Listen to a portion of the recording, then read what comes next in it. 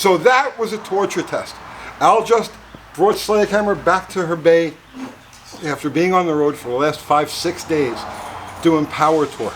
So this was over 2,000 miles in 100+ degree temperatures. We had no idea it was going to be that brutal. And on top of that, there were lines, there were traffic jams, there was all kinds of stuff. There was carnage everywhere. Cars were just like giving up left and right, but not Slaghammer. She motored through, never skipped a beat. This thing took on the challenge. It beat the challenge with like plenty to spare. We're both very proud of this thing. So what I wanted to do here real quick is give you guys an update on the motor, right, on the situation, what we're doing with this, the next phase. And but mostly let you know that we covered every step of this build in videos as we went along. From the time that we chose the block, cleaned the block, painted it, the cylinder heads, the pistons, the rods, we did all of that. So in the description, we're going to put links to all of those videos so that anybody who wants to follow along at home, now that this is a proven combination, if you want to, follow along at home, you can do it 100% of the way.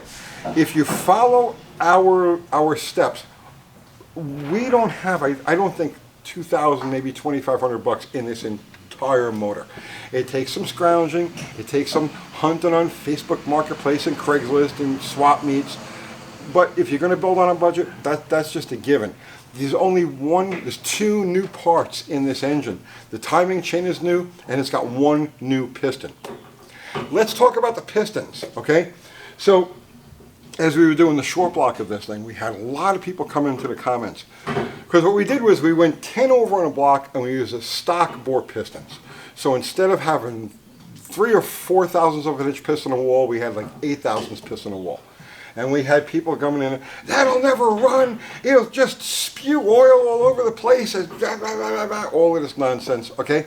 No, that drop of oil never left the exhaust, no smoke, no nothing. It did leak some from the oil pan gasket, we covered that already, but that had nothing to do with the pistons.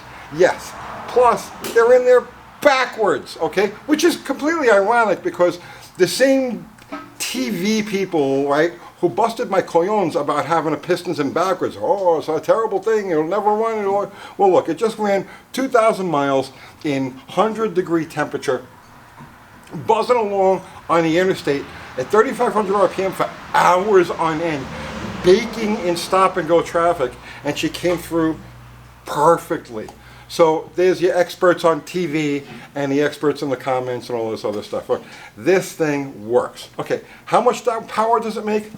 I don't know, but I tell you what, it makes more power than you think, and we're going to find out exactly how much soon enough. So Al did catch some grief in the comments of the videos that he put out because he wasn't doing burnouts, he wasn't hammering on the car. I'm disappointed that it didn't end up on the dyno, but the logistics of it just weren't there. He wasn't able to do it that day during the course of. So I'm a little disappointed that it didn't end up on the dyno. And I'm not going to speculate on how much horsepower it makes. We'll calculate how much horsepower it makes once it gets to the drag strip. But he wasn't doing burnouts or launches or anything like that with the car, because while the motor is set to go, the rest of the drivetrain is set for power torque. So we put this whole combination together with the idea of it's got to go 2,000 miles and it's got to make all of these stops, and that was it. No consideration was given to performance, off-the-line drag strip type performance in the lead up to power torque, because that was not in the cars, and so he didn't do it. The converter it's got like a 2,500 RPM converter in it. It's very tight. It's tighter than the Cam ones, and it's only got a 323 gear in it. So now the next phase begins. All of this street stuff leaves. Now it's going to get a converter. Next week we'll be getting together with Shane Polito, who's an engineer over at TCI, and we're going to have him design a converter for us for this car, for this combination specifically, and it's getting a set of 430 gears. The mufflers are leaving, and we'll build a set of header extensions. And the 323 gears are leaving, and it's going to get a set of 430s. We've already got the stuff all set up, ready to drop on the car. But like I said, the motor performed flawlessly. There were other things that people had questions about. We did a video on painting the block. I know, sometimes with all of this stuff, painting the block, right?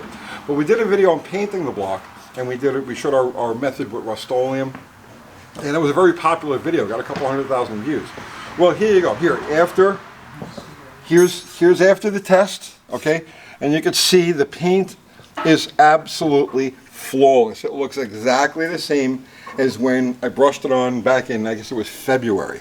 So if you guys had any questions about, how does the Rust-Oleum hold up, to heat and abuse and everything else, well, there you go. It's exactly the way it should be. People gave us grief on the ignition system. Our old school dual point distributor and $20 swap meet super coil fired the plugs. This thing never skipped a beat.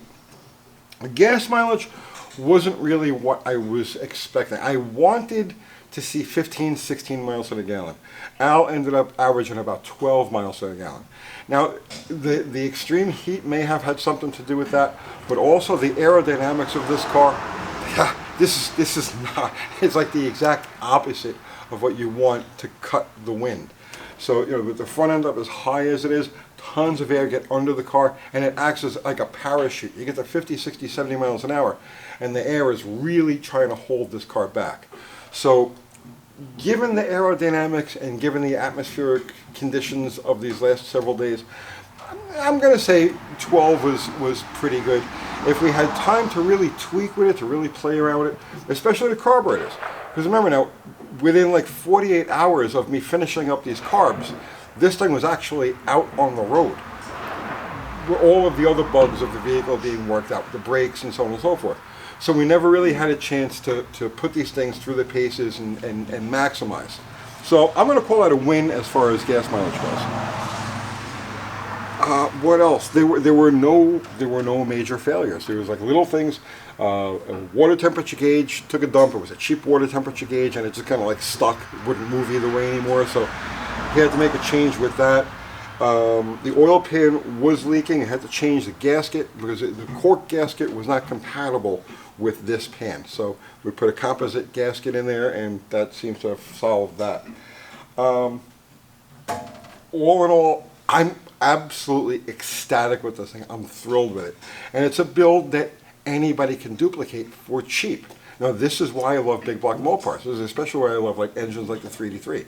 Because these things, you could build them like this. You could build them loose. You could build them like, right? And they just will go out and take all the abuse you could throw at them and just laugh it off. So that's where we're at with this thing currently. So now, the next phase is to get it ready for the No Name Nationals. And as I said already, all of the street stuff is coming.